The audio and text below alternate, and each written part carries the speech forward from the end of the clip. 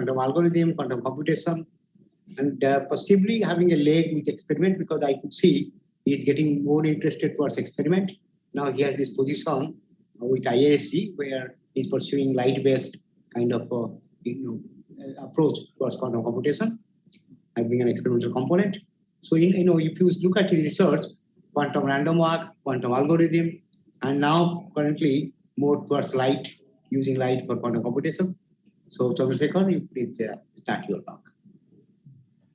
Thank you very much, Professor Panigrahi. I think it's a great pleasure to be speaking at ISOR Kolkata Summer School, or what it's called a long school. And in spite of pandemic, they have put these things together very well. And Professor Panigrahi, it's a pleasure. He has been an inspiration to most of the younger generation researchers, So always energetic when we meet him and talk to him, and we just we feel like there's a big benchmark for us to catch up with the enthusiasm and the work he has done, and particularly interactions with students. I think he's been a wonderful person, and for us to be an inspiration and motivation. Okay, so it has been a long month for most of you, and you have got introduced to many things related to quantum information computing, might be in bits and bits. However, I will try to give a small introductions. Might be it will overlap with some things which you would have learned or you would have heard, but I will try to keep it focused to the research we do, so that you are there's something new and nothing. At least that part will not be repetitive from other lectures, and it also gives you an overview of current interest and what we as researchers are looking at as specific problems to take forward. Okay, so I will try to focus on some problem we have looked at in last 2-3 years, particularly something which we looked at last year, which is energy transport in open quantum systems. Okay, so in general, the whole idea of quantum simulations is to demystify natural process, or why do we study or why do we do research? For us, the first thing is to demystify natural process and nature, to understand them better. If we understand them, then we can make things around us work better and improve our own lifestyles and living. Okay, so in the process of demystifying, for centuries, many researchers, enthusiasts, we can call philosophers, everybody have attempted to understand nature to some extent. And very broadly, there's nothing in particular. Very broadly, we have some principles which defines the natural way the nature works. One, we can say the principles of classical mechanics describes a lot of the things in macroscopic scale, and principles of quantum mechanics describes what is happening in a microscopic or a nanostructure scale.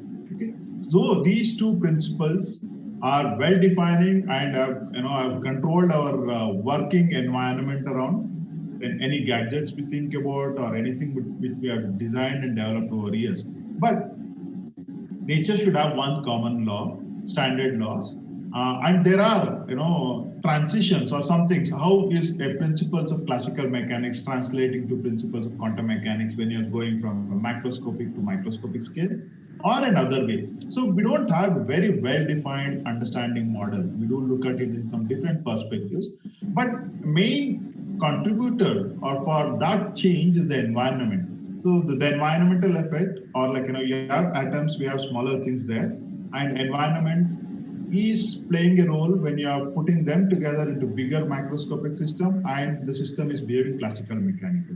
So how is this environment affecting a system is one of the biggest problem, and people are attempting in various ways, and we know partially. We may not have a complete understanding, but this environment is playing some great roles. Like sometimes the environment has helped a lot in having the world the way we have. Like probably certain molecules will not form from atoms if the environment is not affecting them, or environment is not playing a constructive role. We can also see certain things where environmental effect is being a spoil sport for some transitions to happen from from X set of atoms to something Y. So they have both. They have been great. They also have been indifferent. So we know it's also perspective, but just to give a bigger picture that there is a principles of classical mechanics and quantum mechanics and the environment. which composes whole of our study in understanding and demystifying. There's a bigger question which we are exploring. So human,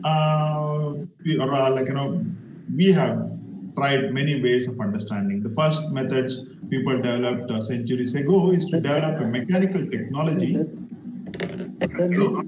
we cannot see your slides. Oh. I think it is not shared. You can't see the slide? Sorry, I just. Yeah. Is it everybody?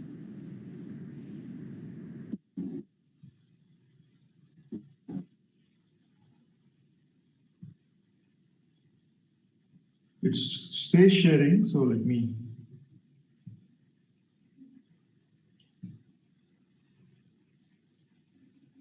Just share the screen by using the green button. Yeah, now you can see. Okay, sorry. Hi, it's okay. Okay, so I think this is the only picture slide I had while I was speaking. Okay, so the principles of classical mechanics, quantum mechanics, and the role of environment. Okay, and a mechanical technology, what we talk about, has allowed us to develop classical arrays, what we call, for example, movements of planets were initially simulated using a mechanical technology, and to say how our solar system would function, like how the relative motion of one and the other. So these things help over centuries back, but over time we have reached a level where we can see quantum technologies. For example, we know how atomic scale or like at a nuclear level, one can control the spins and handle them. Or you can think of an optical setups where you can handle photons and try to develop similar models of something which is happening in nature. Like you're trying to mimic some effects of nature using controlled quantum devices. So over centuries, we have evolved a long way, going from some mechanical tools to build, mimicking what is happening in a nature and macroscopic level, and using photons or atoms to mimic what is happening in microscopic level. So in general, the whole idea or the whole subject of quantum simulations focuses on something like that. You are trying to model, mimic something which is complicated, which you can't have a direct access, and use some other system where you can control the dynamics and reproduce science which is happening, so that you will have a step-by-step understanding of what is happening. For example, it's defined simply in this form. It's quantum simulations uses principles of quantum physics to develop tools for solving challenging problems. It's irrespective of one specific subject. Wherever you have quantum effects at microscopic scale, it can be physics, biology, chemistry, you look at it. So the simple approach would be, there is some quantum dynamics which is happening in nature. You have some state psi at time t is equal to 0, and there is some evolution. We have a final state. So how do we model them? Then we think of some state preparation, which is closest possible to what nature behaves, and then you have a set of unitary operators, which would also be closest possible, and you make a measurement.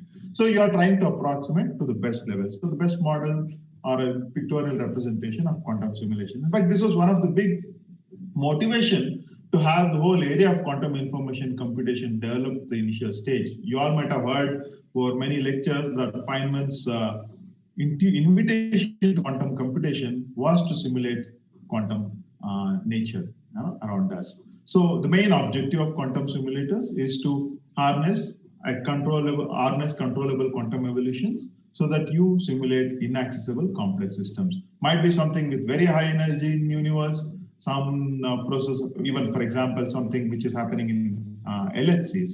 So you may not have a direct control over those systems, but if we have some other quantum system to mimic them, then we can handle them better, understand them better, and probably make progress in them.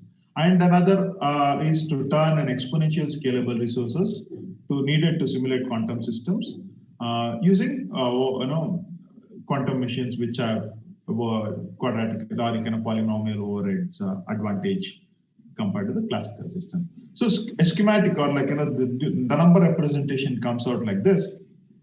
For example, if I take a spin, a two-level system, any two-level system, a two-level quantum particle, it can be in superposition, so as you all would have understood by now. if I need a classical computer to simulate a superposition state, I need two classical bits.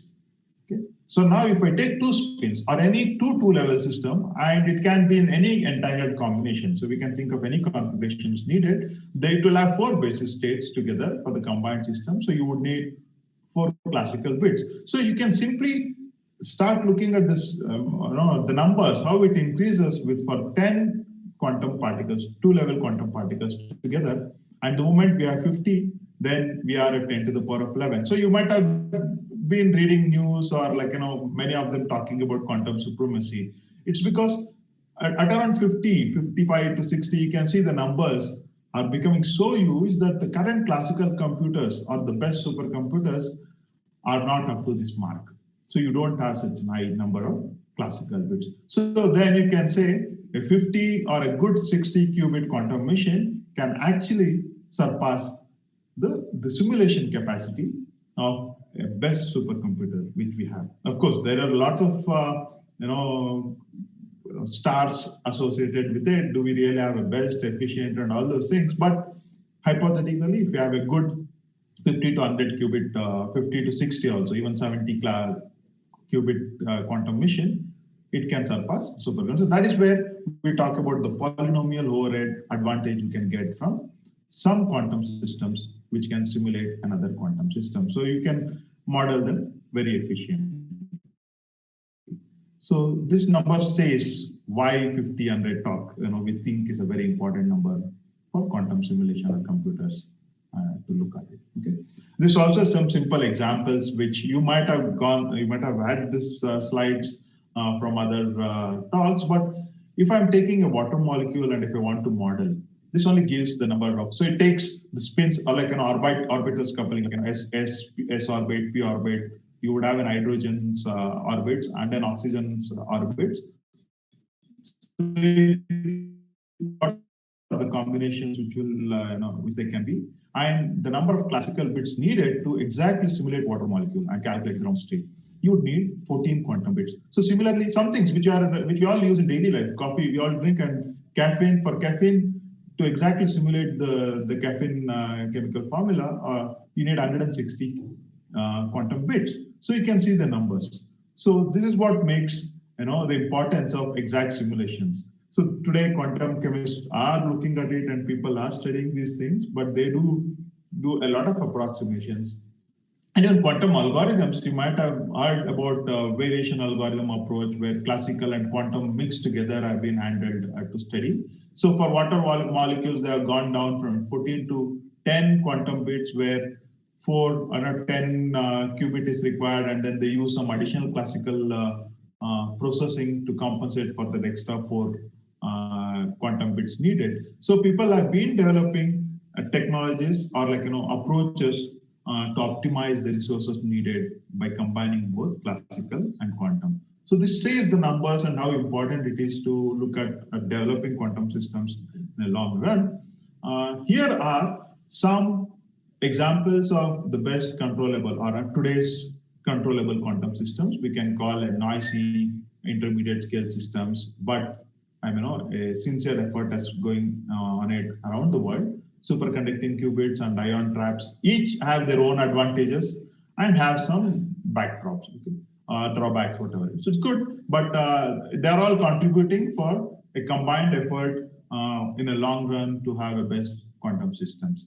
So cold atoms have an advantage of its own because you can individually address atoms and all, but there are issues of how complicated a cold atom systems can be to develop. And ion trap has a very good coherence time. Superconducting qubit engineering is being mastered over years, and people have been building on them. Photonic systems, photons can be developed in normal temperature, but they have a disadvantage of introducing interactions between them. So people are working on looking at all those things. So what is our interest as a research? What my students or our research group look into? So currently, or over years, our interest has been towards developing theoretical framework or what we call an operational approach for digital quantum simulations. For example, it's like to have a protocol in order so that you can try to have A, B, C, D as a steps to do some quantum simulations. So one, I would like to attempt two of them at least here. Might be the list is longer depending on how much time we are in. So we'll try to see a simple digital quantum simulation protocol for simulating Dirac equations, a relativistic quantum mechanical expression.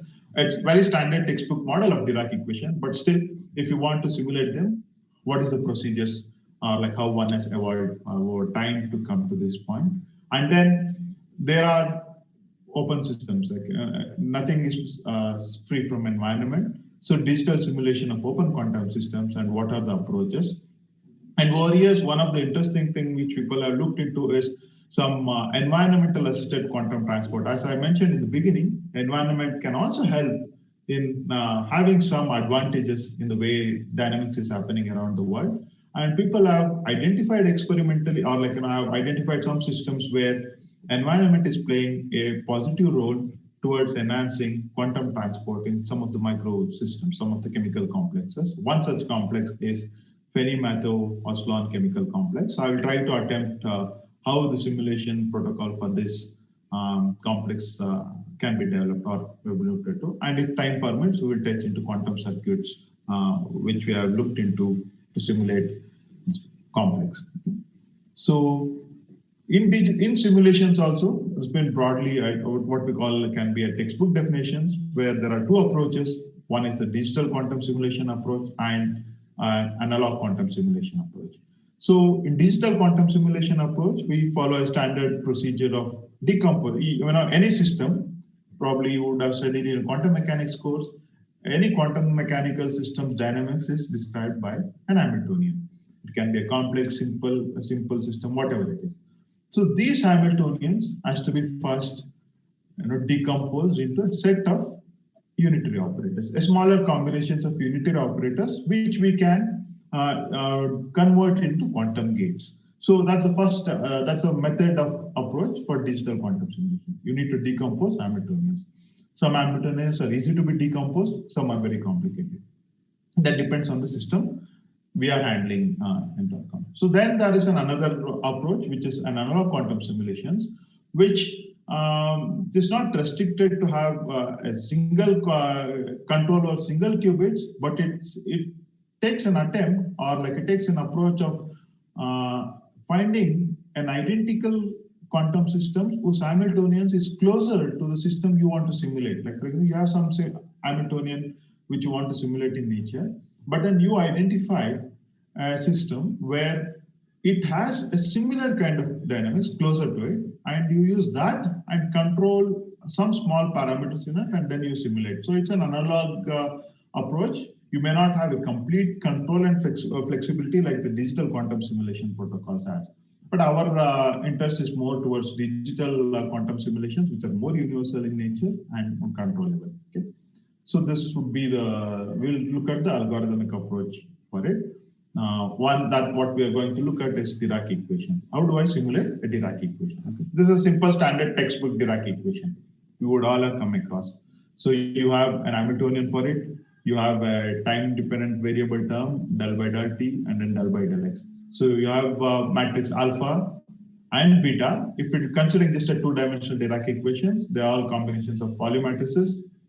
And then you have a mass and velocity term. Now, this is a continuum differential equation. How do I bring it down into this combination of gates which can be simulated? In fact, even before the era of quantum information theory, people who were working in relativistic quantum mechanics and quantum field theory, I approached this problem, because for simulating even in classical computers, you need to have an algorithm. So it means that it has to be some discrete approach. So they had attempted to discretize the equations, or Dirac equation, and it was called as Dirac cellular automata. And then a Dirac equation comes into this form. So these are very old literature. One can see you have an alpha t, which is it's described here, where it means if a particle is in position x, it goes to -1. It means shifts one step towards left. If the particle is in position x, if it's operator t plus, will take it to a position right. So a Dirac equation like this was reduced with some approximation approaches in a discrete formalism like this, which can be broken down as. So you can see a diagonal terms have some shifting to the left and right, and you have an off diagonal terms where you don't have any shift. So this was even before the quantum information computation era. And an associated Hamiltonian will take this form for it. So you would have in a momentum basis. So you have a continuum expression, and then you have some discrete unitary operator formalism, and then you have and Hamiltonian associated with it. So this is something which people had looked into as a discretization approach. Now, if you want to see an algorithmic approach for it, which is that you begin with some simple qubit state and then you define a set of operator which should bring you back, or you should in return should give you such kind of unitary operators or even a differential equation of this form. So one of the approaches which very nicely fit into this formalism is a quantum walk algorithm. Okay, so what does quantum walk means? It's a simple classical quantum version of a classical random walk, where if you look at this diagram, you can simply see there is some particles. George was famous cartoon figure. You can see here. So he wants to take a walk in the square lattice, but he doesn't know. He doesn't want to. Or like it's not decisive to go whether to the left or right, and he just want to toss a coin and decide his path. So that if he gets head, he will go to right. If he gets tail, he will go to the left. So every time at every position, he will toss a coin and decide. And the chances of him reaching the place where he wants would go down with time. So it's like how many number of times he has to try to do this is what a quantum random walk says, and it can be defined and studied various. So all of statistical physics. Many dynamics have been modeled around the classical random walk, and it's been very successful in modeling. Now, what quantum system or quantum walk does is it exploits the principles of quantum mechanics, where there is superposition and then the interference is possible.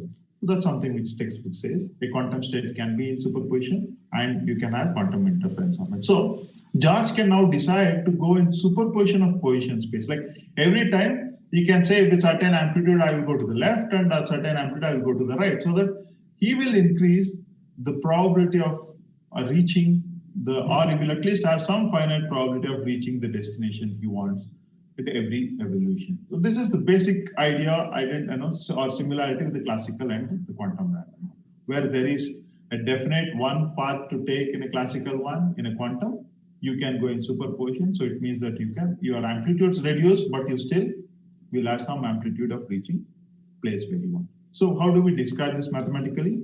So you have a particle which has two levels, because equivalent head and tail, it's a spin up and spin down, we can say. And then you have a position space where it can move in that given position space. Okay. So you have initial state, which means that it can be in superposition of two possible states, and a coin operation.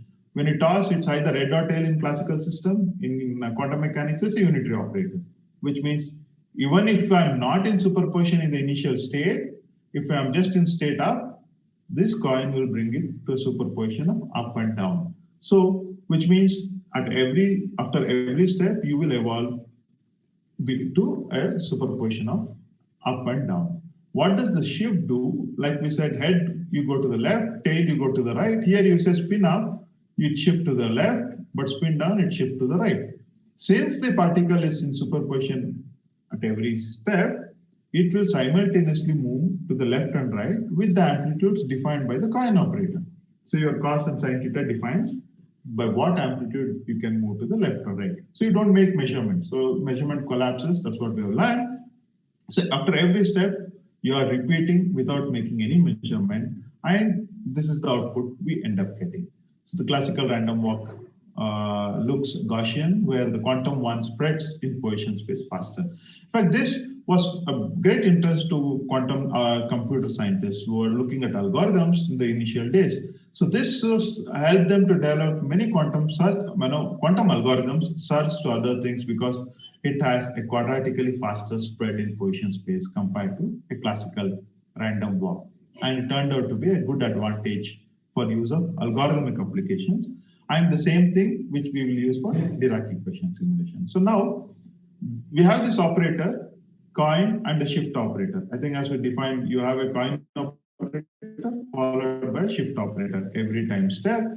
Now, if I combine a coin and a shift operator, I just write them in a matrix form, I end up seeing this 2 cross 2 matrix. I have a cos theta, sin theta terms, and you have t minus and t plus terms. So you may recall that I defined this t minus and t plus here. T minus will go to the left, t plus will go to the right. And before we again go back, you just have a look at this expression, unitary operator, where say you have a diagonal elements where it goes, you have t minus and t plus. Off diagonal elements, you don't have any transport operator, like it's stationary. And now if I am looking at this similar thing for quantum walk, I would see here, I have the same structure here, but off diagonal terms also have t plus and t minus. So there is some slight difference of this quantum walk operator, not exactly repeating Dirac equation, but it has some similar terms. So if we develop some procedure or some method to get rid of this t plus and t minus, then it means that we have already come to a Dirac cellular automata simulation, which means that you can see the difference here, and if there is some way where you can get rid of it, we can simulate Dirac. So one of the simple approach would be, you can say, let's make this theta tending towards 0. The moment we make theta tending towards 0, then you would end up having an expression something like this. So we will have a massless Dirac Hamiltonian recovered. So that was one of the first things which people did in the early days of methods to simulate Dirac equations using quantum walk. But over time, other methods were developed. Instead of doing one coin and one shift operator like the way I defined earlier, you can take 2 coins and then 2 shift operators where you would have something where it goes to the left and does not go. Like it doesn't move. It means that I have a state where it remains and then some amplitude goes to the right. I have another operation where it remains and it goes to the left. So you can think of such kind of shift operators where S minus and S plus, and you have 2 coin operators.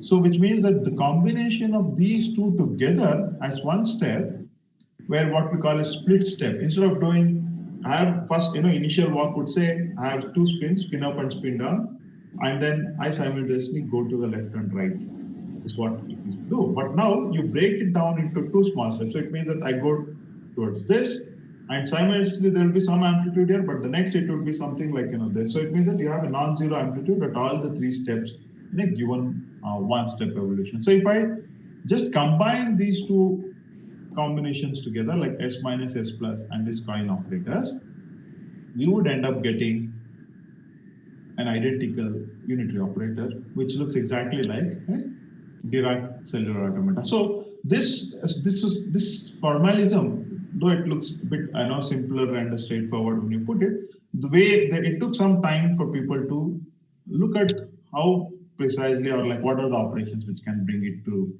this formalism over time. So there's a difference. If I'm using a regular walk, which we said just moving to the left and right simultaneously, or this one, you can see these fine oscillations and everything coming, which is absent in the standard algorithmic approach.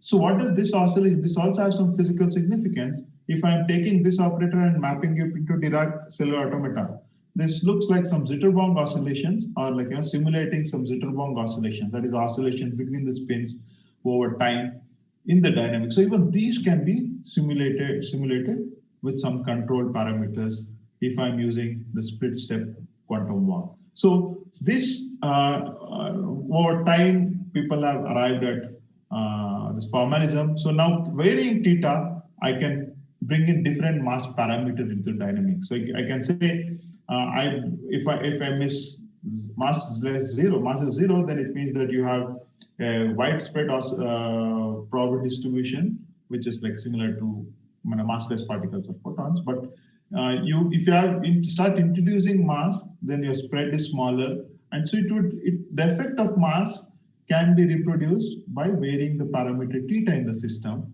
and the theta combination also will bring in the effect of velocity into the system. So by just having a variable parameter theta, you can simulate the effect of mass, velocity in the Dirac equation dynamics.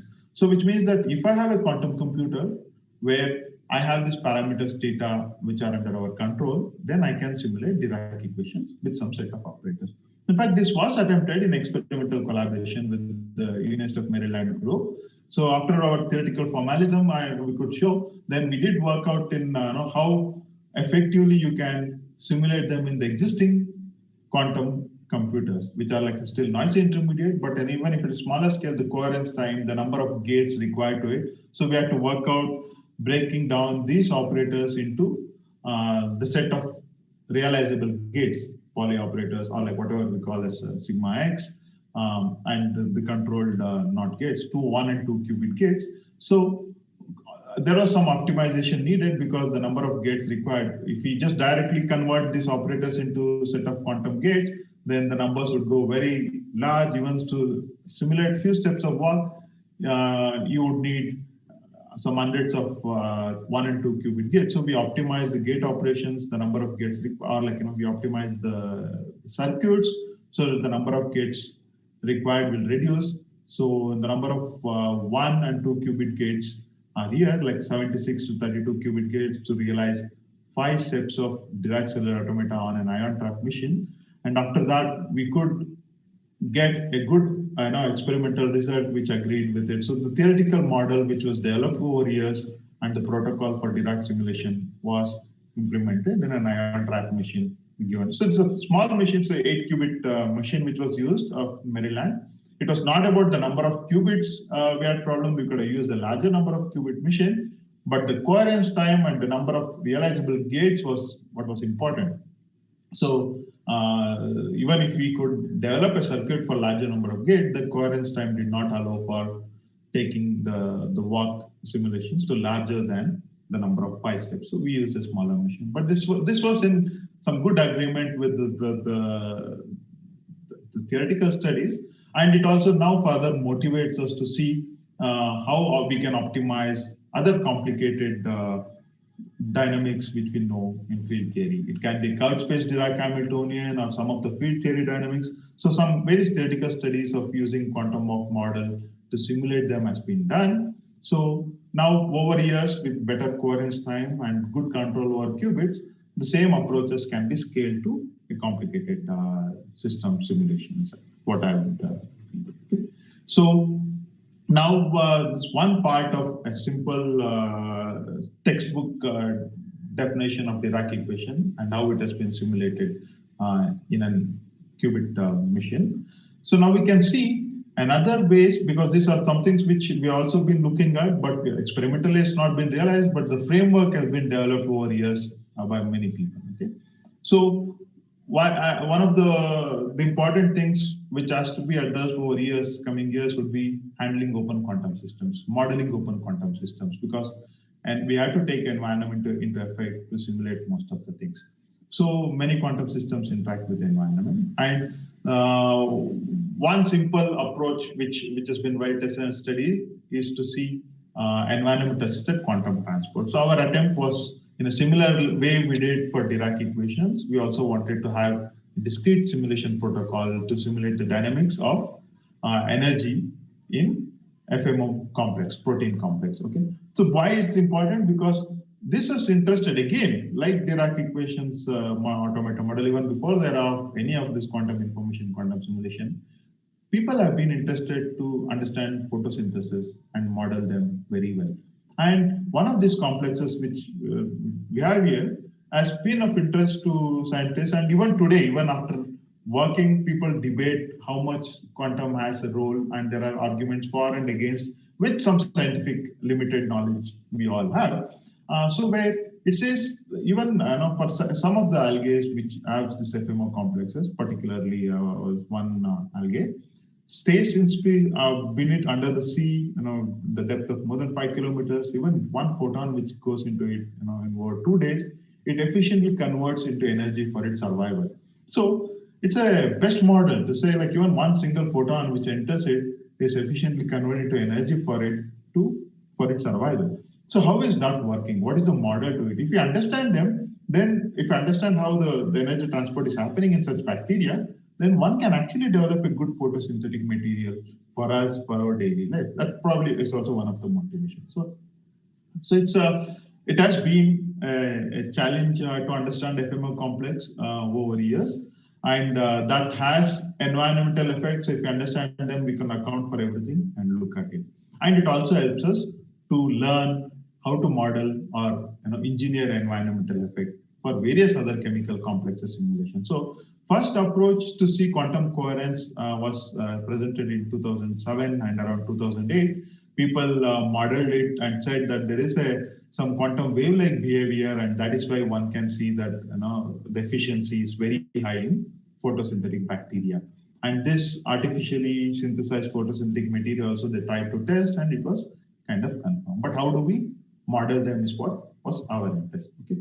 So there is FMO complex represents a good open system model which exhibits environmental assisted energy transport.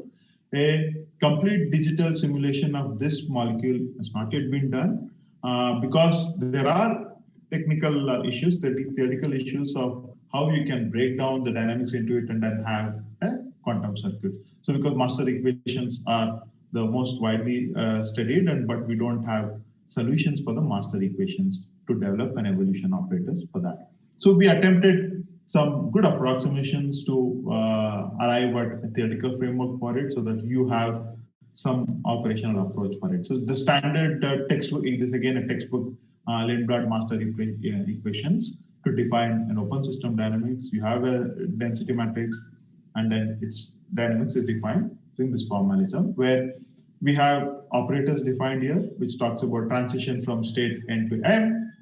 And then the coupling terms are there here, which couples the systems, one energy levels to other or one side to other, whatever n, m, and n represents. So these coupling terms are there, and there is an energy terms. So this is again, now we can just see it's a simple one of the Hamiltonians where you talk about what is the energy of it remaining in the same state, and what is the potential or what is the energy coefficients of it hopping to a neighboring sides or whatever, the coupling terms between the different sides. So here, these terms n and m represent the quantum jumps in the Hamiltonian. Okay, so where q and m are coupling bar. So this is still a very standard textbook representation of Lindblad master equations and the Hamiltonian, which defines the hopping and the energy terms of it. Okay, so in this we can see there is a quantum coherence causes a speed up. This is something one can observe. Quantum jumps are just give directionality. We can see here, right? There is a quantum jump which goes from n to m. At the next step, it goes from to m. So there is looking at the way the dynamics happen in any open systems which have some quantum coherence and also has some environmental effects. So there will always be some unitary evolution operators and some jumps which are happening in the system. So we try to divide them as a unitary and the quantum jumps looking at it. So if I'm just taking a simple two-state or a two-qubit system, and then if I want to have some environmental interactions of them and then model it with a possibility of how the dynamics are happening. So it can be some state, let's say you want to look at the transition from state 1 to n. So there can be a possibility of jump from state 1 to 1, a proper unitary evolutions. Unitary evolutions are reversible.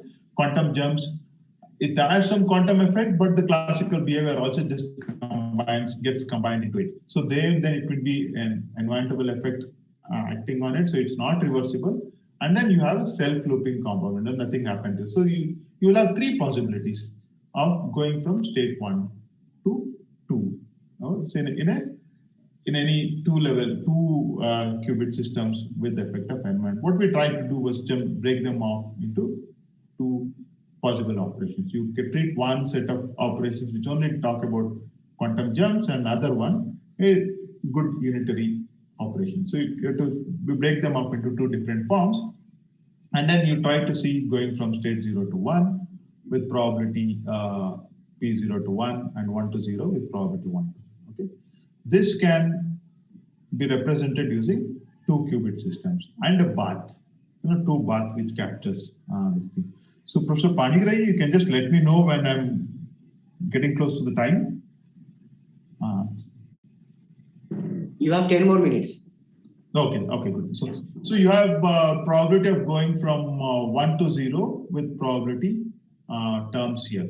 So now we can treat, if I have a 2-qubit system, I can treat these 2 qubits, and then I can also bring in some bath effect from outside region or transition from 1 to n.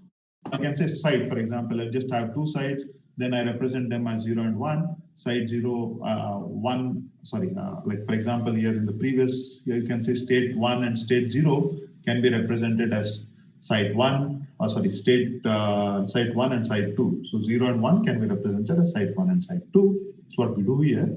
So the transition from site 1 to 1, and then you introduce 2 baths coupled to them. So you have bath 1 and bath 2.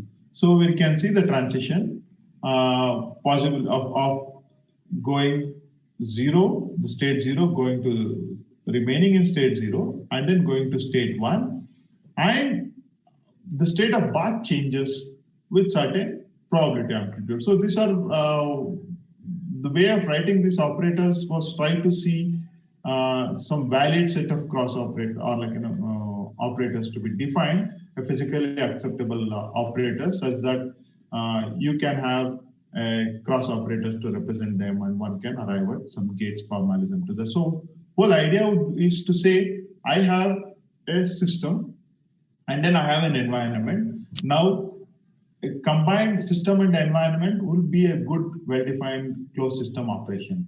So but though my system of concern is not a closed system, it's an open system, my bigger system is a closed system. So now we begin with some closed systems to make it more easier for us to define an operators on them. So you have a bath 1 and bath 2, and then you have a system to look into that. So now there is a role of bath or the state of bath which keeps changes to keep the operators or the system under closed formalism during them. So the corresponding bath, cross operators just acting on the 2 sites we consider are defined by these 4 terms to see the transition between the 2 sites. So now you can now try to write down just a mathematically involved step, but the procedure is simply extension of it. So discrete time dynamics of that equation, because all possible combinations of that state, one can write down a dynamical expression. So you don't have to worry too much of what it is there. It's just an extension of this operators in a density formalism. You write down the state change of density from T to 1. But here you can see the first and the last 3 terms represents a jump. So you can talk about, you can see these terms, the first and the last 3 terms talks about jumps. It means that going from one to the other states, and the other one contributes for the decoherence. The third term captures decoherence here. So it means that this is the first term, this is the second term, this third term captures the decoherence effect in the dynamic. That is these 2 terms. The second and third term captures decoherence.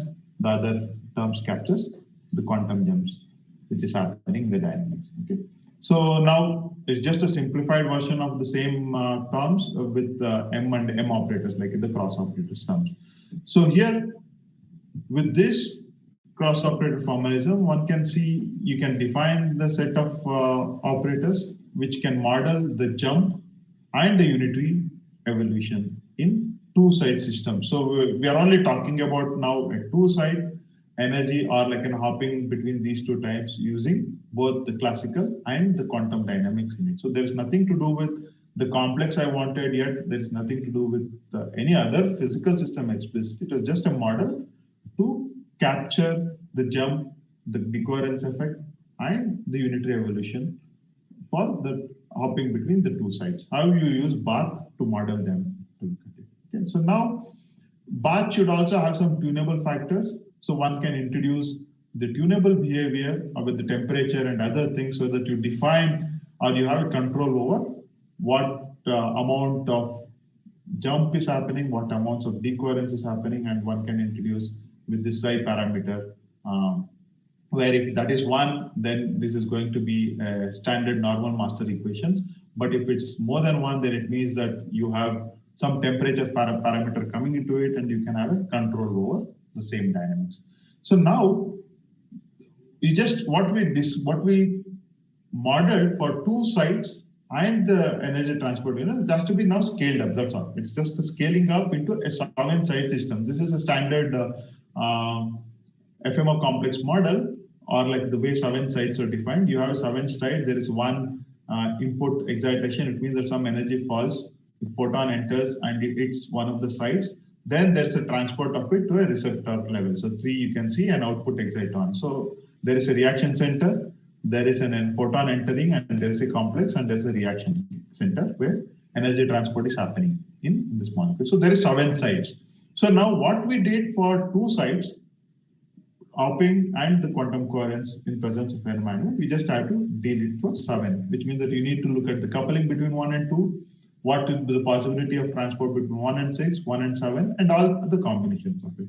So then it's just like writing down the whole Hamiltonian for the 7-site system and repeating the same process. It's actually the same thing which we wrote for 2. I'm writing it in summation of M and N, so you don't have to worry too much about the details. I'm too much of mathematical details, but the procedural thing is what is important here. So you can see how by introducing summation term, these things can be scaled up. It's all again the same thing about super operator and the cross operators in terms of M's.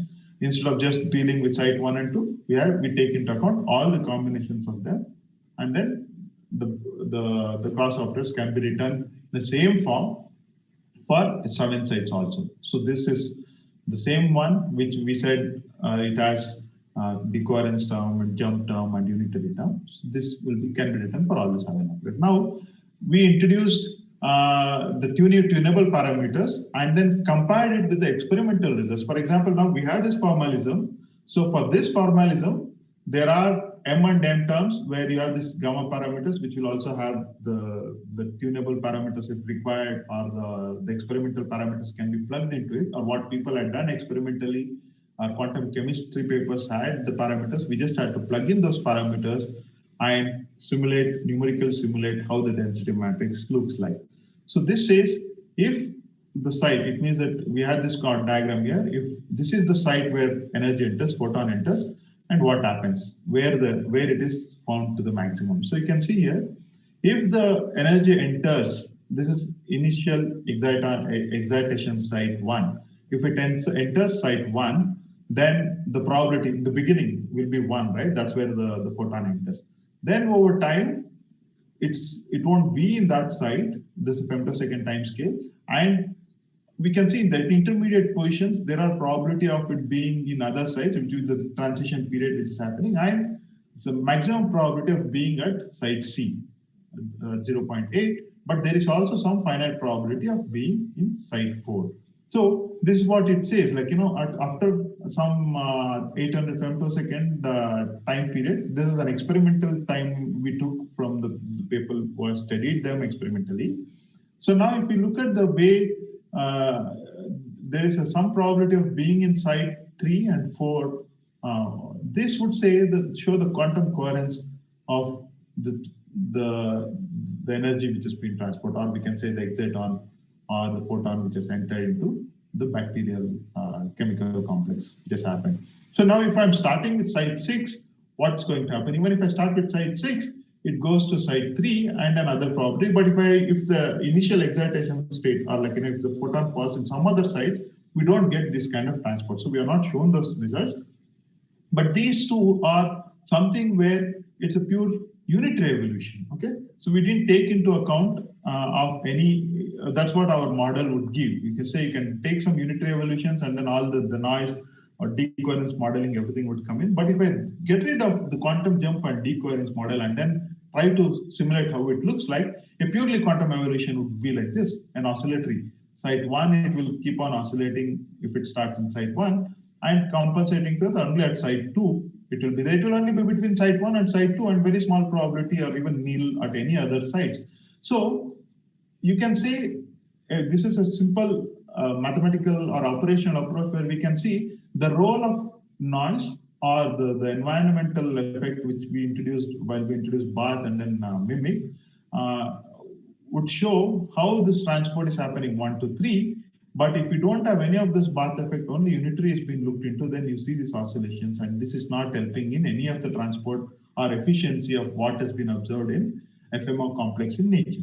So this what kind of became very interesting for quantum chemists and people who were looking at chemical complexes dynamics. And we just got the solutions to it and had an operational formalism for it so that we could see at what temperatures. Now, since we have variable parameters of temperatures and various other things to plug into, so we could see the role of temperature in how it behaves, how the populations varies from site 1 to 7 over time, and when it is better quantum coherence, when it's less coherence. So all those things could be calculated from the formalism. So now, for that, we also tried to see how to develop quantum circuits for it. So which means that I have 7 sites. If it means that I only need 3 qubits to represent the sites. In that, even one of them we don't, one of the states 0, 0 we don't use. So you take 3 qubits and define the possible these basis states to represent each site, and then introduce 2 qubits as bath B1, B2, and then define some set of operators. These are actually real operators. They're in detail in our paper, but these operators define jumps on a quantum circuit model to simulate FMO complex. However, the number of 1 to 2 qubit gates required is so high that current circuit models or probably current digital simulation systems still lacks the resources or probably the coherence time and its capacity to simulate the simple FMO complex the way it is in the circuit model. But photonic systems where it does not follow the exact circuit model probably can be doable. Still, I think there's no explicit formalism. So I would say with this, though the details of there are in the paper, but this will give you an overview of some of the directions of our problem, like which is the Dirac equation and probably one of the chemical complexes. Some of my students are also interested in looking at other chemical dynamics in chemical complexes, but we're just beginning to understand and then see how we can take a similar approach to model them so that we can have some quantum circuit models for them to simulate. So the bigger questions, which probably students, you all would be still interested in, we have plenty of questions open to be addressed in this field where, again, there are no general framework to explore because we said quantum coherence in FMO complex and everything. Again, how much is the role of entanglement and how we can use it to understand them in more detail. And these things still lacks. We don't have a proper framework to know the role of entanglement in most of these complex quantum systems. It can be subnuclear or it can be cosmological. As I said, even the transition, we are talking about the quantum systems, noise, classical systems, and then at every compartmentalized, we have some reasonable good understanding, but we don't have a general framework of seeing the foundational approach of classicality coming from quantum mechanical systems or the transition from one to the other, and the other important questions, how the information is encoded in nature. And all the small steps, the small problems will contribute to it in longer than probably over years, we will have a better understanding. And then the best, again, the challenge is to build a good quantum information processor. So if we understand intricate behavior in some of the smaller chemical systems or physical systems or biological systems, how quantum processing or is happening in them, probably we can also learn from them to model better quantum information processor to simulate them effortlessly and efficiently. So with this, I would like to thank you all and hope I did not run too fast and burden you all, but I'll be happy to take some questions. If there are some questions, please directly ask. You can unmute yourself. Yeah. What happens if we want to write evolution of Dirac equation in each special dimension? That means instead of 1 plus 1, like 2 plus 1, 3 plus 1, those kind of things probably. So increase, okay, so I'll try to see the question myself.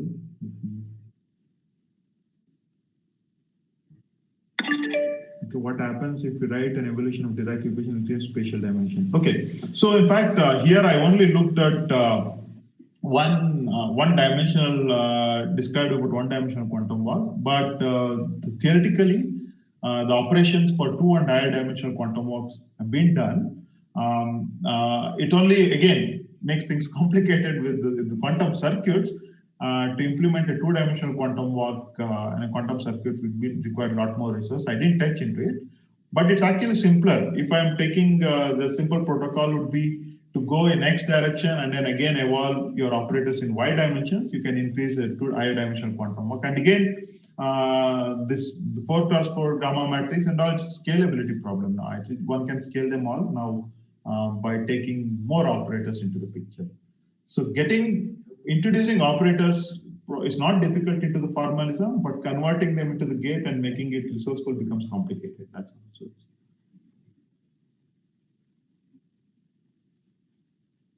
So I have a question, Chandrasekhar. Yeah. What was so special about this noise or quantum jump? So that instead of that oscillatory process, it kept it point. Okay, so from the way we are trying to understand is what happens with the coupling. If you are taking a pure quantum process, the two sides get coupled very strongly. I should not be using this word loosely, but I will still try to use, when we talk about entanglement monogamy or this kind of thing, we say there is strong coupling between the two sides if it's purely quantum mechanical. But if there is a noise or some decoherence level, then there is a reduce in the strong correlations and some leaking happens to the neighboring lattices. But there is a presence of quantum coherence which controls it, but the noise environmental effects allows it to leak and then the transport is happening.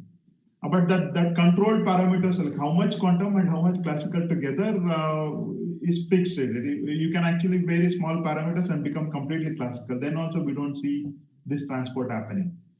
So if you have a classical, completely classical, then again it jumps into some random finite probability at all sides.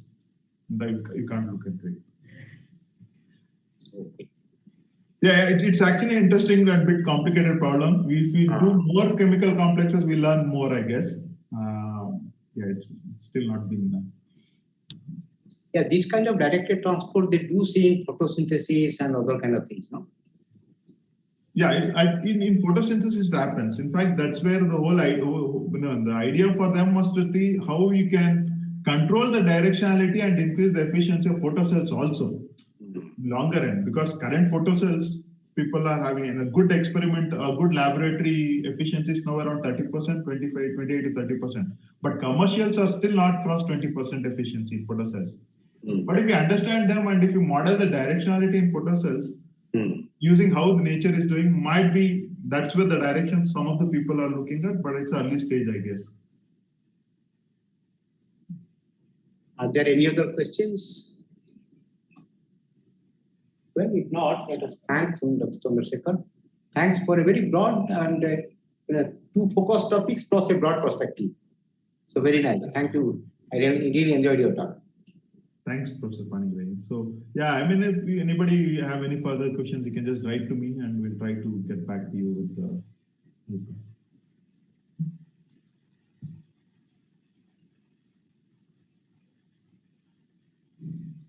All right. So, Chandrasekhar, goodbye.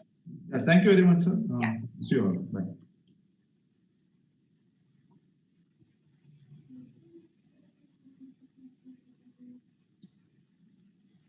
Professor Mondal, are you able to connect?